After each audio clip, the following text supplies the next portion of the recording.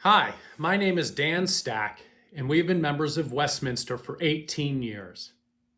I'm here to remind you that next Sunday, November 1st, is Stewardship Sunday, when we make our 2021 pledge to Westminster. While this year will be a little bit different because we won't be able to walk our pledge cards up to the altar, we are making it as easy as possible for you to make your pledge. Instructions for pledging can be found on our website and in Westminster Notes. If you have any questions, don't hesitate to call or email Craig Showalter in the church office.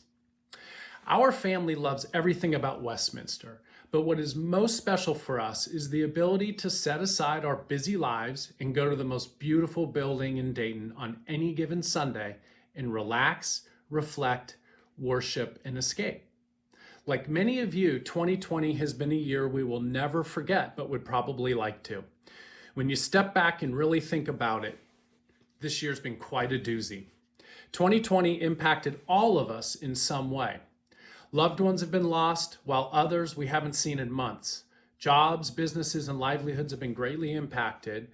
Our ability to be among friends and just get out of the house has been limited.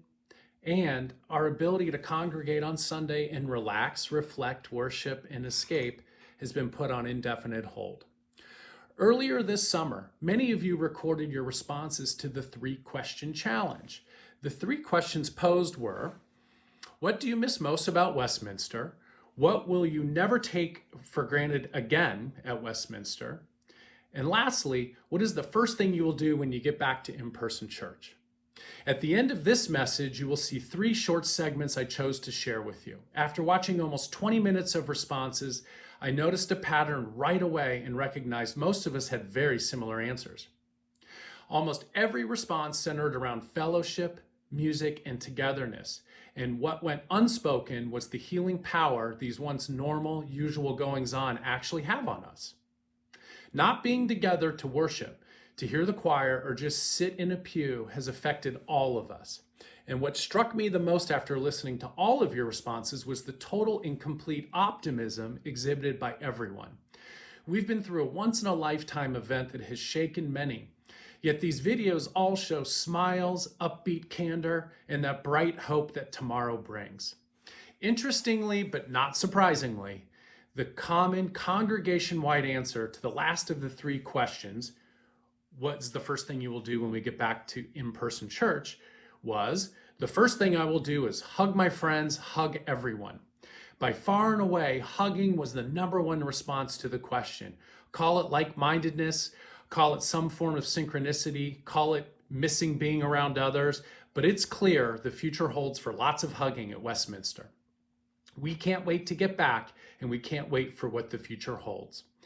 Our 2021 pledge, like every year, is a form of that optimism and joy we hold for Westminster. It just may have a little deeper meaning this year. Thank you for your pledge to Westminster. And for those of you that haven't had a chance to visit the church building, it's still there, maintained, and in perfect shape, awaiting our return.